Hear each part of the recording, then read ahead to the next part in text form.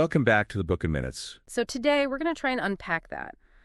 Cut through the noise, find the core ideas, and see how they suggest making money work for you, not just, the other way around. Exactly. It's really about moving beyond that standard advice. Just work harder, save more. These sources push for a pretty fundamental shift in perspective. Right. It's not just about tweaking your budget. It's about building different kinds of income streams, creating systems almost. That's the core of it. The difference between just earning a paycheck and actually building things, assets, systems that generate wealth more automatically. Okay, let's dive in. The foundation seems to be this idea that, well, not all money you make is the same. Can you break that down? Yeah, that's crucial. They basically categorize income into 3 buckets.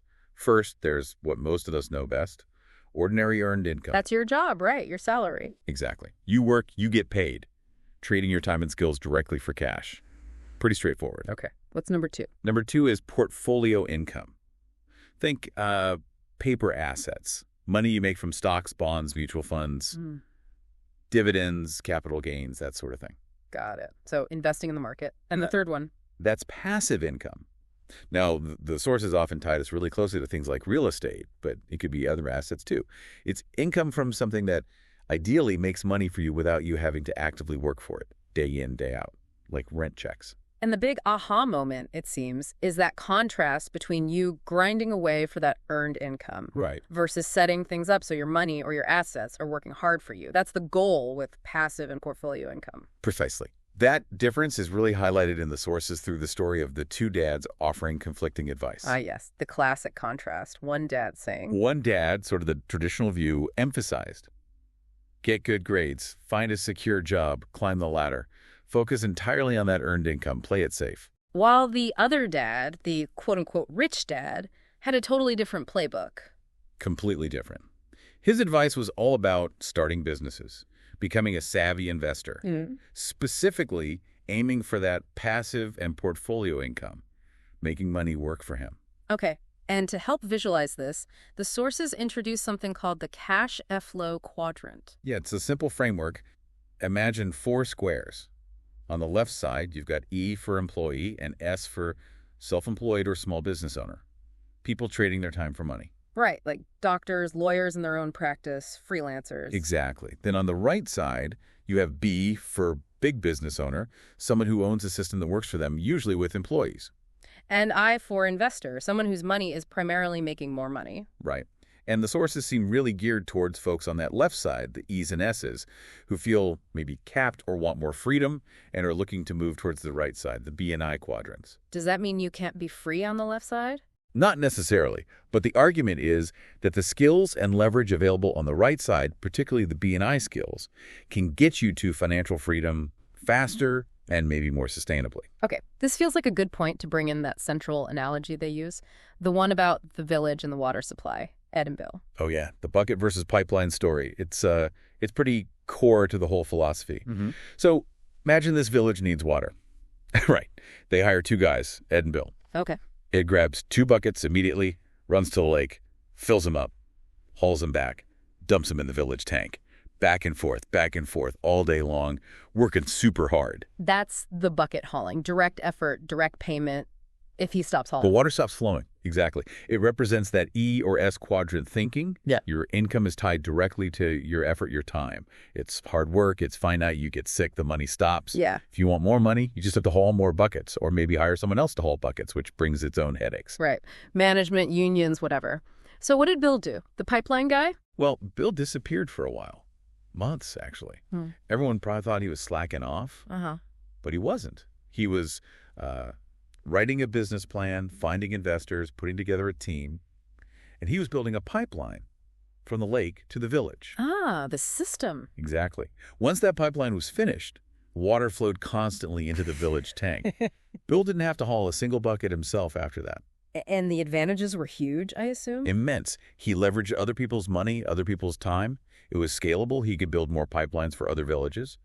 And critically, he had a continuous income stream that wasn't tied to his physical labor anymore. The sources even point out he could probably deliver cheaper, cleaner water, too. So that story is more than just a fable. It's like a diagnostic tool. Definitely. The sources want you to constantly ask yourself, am I hauling buckets right now, or am I working on building a pipeline? Is my energy going into just working hard or working smart to create something sustainable? And moving from bucket hauler thinking to pipeline builder thinking, it's not just about changing jobs, is it? It's deeper. It's about changing who you are, in a sense. Developing what they call financial intelligence, understanding cash flow, leverage, risk.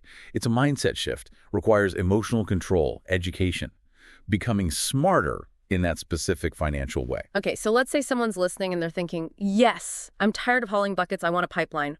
What practical steps do the sources suggest? Where do you even start? Well, the first step is maybe a bit surprising. It's stop doing what's not working. Just stop. Yeah, assess what you're currently doing. If it's not getting you closer to your goal, repeating it and hoping for a different result is, well, they call it insanity. You need to pause and be willing to change direction. Okay, that takes courage. What's next after you stop the ineffective stuff? Get curious. Yeah. Actively seek out new ideas. They talk about things like just browsing a bookstore but looking for subjects you know nothing about. Like deliberately stretching your boundaries. Exactly. The example used is stumbling upon a book about tax lien certificates, something totally unfamiliar, and then deciding, okay, let me learn about this. And who should you learn from? Does that matter? Hugely. The sources are really strong on this. Only take financial advice from people who have actually achieved what you want to achieve, not your broke brother-in-law telling you real estate is too risky. Right. Find people who've done it. Mentors. Yes, find mentors, people who are already successfully doing what you want to do. Buy them lunch, ask them questions, absorb their strategies. In that tax lien example, the person found a government employee who actually invested in tax liens and learned directly from her.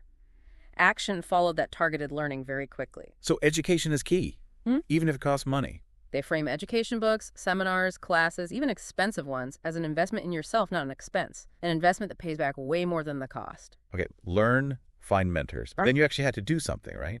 What's a big action step they push for, say, in real estate? Make offers. Lots of them. Look at many potential deals, and don't be afraid to make offers, even if they seem really low. Lowball offers. Isn't that rude or pointless? Their perspective is, sellers often start with an inflated asking price. An offer, any offer, gets the conversation started. It shows you're serious, it opens negotiation, it's part of the game. They tell the story about someone looking at properties but never offering because they felt awkward about low offers. And guess what? They're still looking. But it's a numbers game, and you need to play. Pretty much. And learn how to protect yourself while playing. They talk about using escape clauses or contingencies in your offers. Like the cat partner example. Exactly. Making an offer subject to my partner's approval, and the partner is the cat. Just a funny way to illustrate that you can build in ways to back out if needed while still getting your offer on the table. It's about understanding the rules so you can participate confidently. It sounds a bit like dating almost. They use that exact analogy. Finding deals, finding partners, finding investors. You have to get out there, look around, talk to people, make offers, face rejection, negotiate, and eventually find the right fit. Sitting back and waiting doesn't cut it. What else? Any other practical tips? Observe your surroundings. Like, pick an area and just walk or drive through it regularly, maybe once a month. Just look for changes. What kind of changes are we looking for? Signs of opportunity or distress. A for sale sign that's been there forever. A business closing down. New construction starting. They have this formula. Bargain plus change. Opportunity. Interesting. And talk to people. Yeah, talk to the mail carrier, delivery drivers, local shopkeepers. They often know the scoop on what's really happening in an area. And how does this connect to buying? It helps you shop like an investor, not like a typical consumer.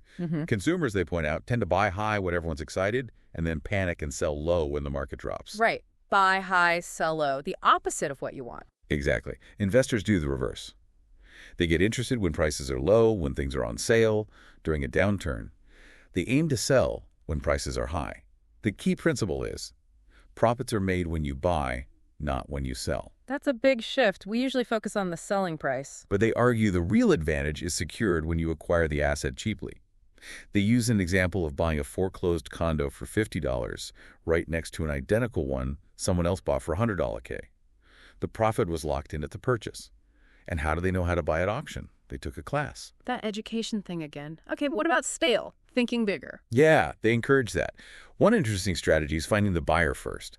Figure out what someone wants to buy, then go find someone selling it, maybe as part of a larger package. How'd that work? The example given is, a friend wants a specific plot of land.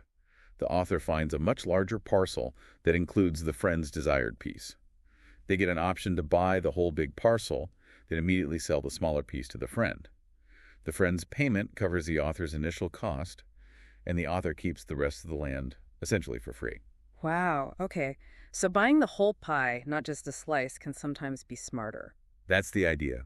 Big thinking can lead to bigger opportunities. Even if you're small, they suggest teaming up with others, like pooling money with friends to buy stocks or equipment in bulk to get better deals. Leverage. And finally, practice makes perfect. Absolutely. Learn from history, study trends, but then you have to practice the skills. They mentioned their cash shallow flow games app as a way to simulate investing, learn about making money, whether the market's up or down, managing risk, things you can't really get just from reading. They compare the cost of this kind of practice to the cost of, well, staying stuck hauling buckets forever. Okay, so pulling this all together, the income types, the quadrants, the buckets and pipelines, the action steps.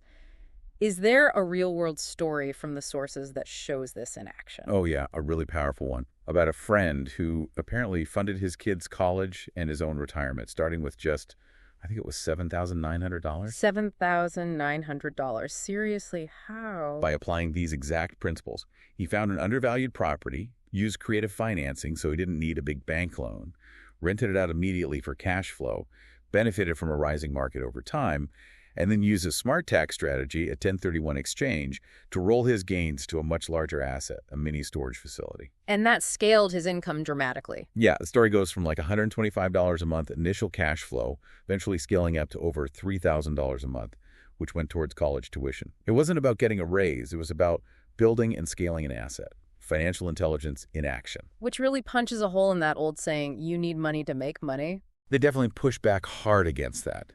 They say that's the mindset of the financially unsophisticated. Their view is that money starts as an idea. It's about changing your thinking first.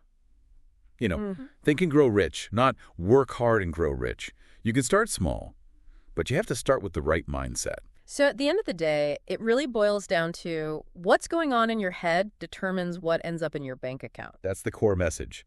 Learning how to make money work for you leads to, well, they suggest an easier and happier life. And they leave us with a final thought about choice, right? Every dollar. Yeah, a really powerful one. Every dollar you touch, every single one, is a choice point. A choice between what? You can spend it on stuff that just disappears. That's the path to being poor, they suggest. You can spend it on liabilities, things that cost you money, even if you think they're assets, like maybe a fancy car payment or even a big house payment that's often the middle-class crap. Or you can choose to invest that dollar. Invest it in your financial education. Invest it in acquiring assets that generate more dollars. That's choosing the path towards wealth. It's a decision you make over and over every day. And they really stress teaching this stuff to kids because, let's face it, schools generally don't. Absolutely. It's not about playing it safe in the old way. It's about playing it smart by building your own systems. And that takes learning and doing. So we've covered a lot. The different income streams, the ESBI quadrants, that crucial shift from buckets to pipelines, and a whole bunch of actionable ideas from the sources. Yeah, it's all about transforming how you get money, building those assets, and really changing your relationship with money from employee to owner or investor. And it starts with that choice, that willingness to learn and try something different. Which leads to the final thought for you, listening right now. Thinking about buckets versus pipelines and that daily choice with every dollar. What's one small step, maybe just one, you could take today to start building your financial pipeline? Thanks for joining us on this deep dive. Hopefully these ideas give you something to think about and maybe even inspire you to explore some of these concepts further.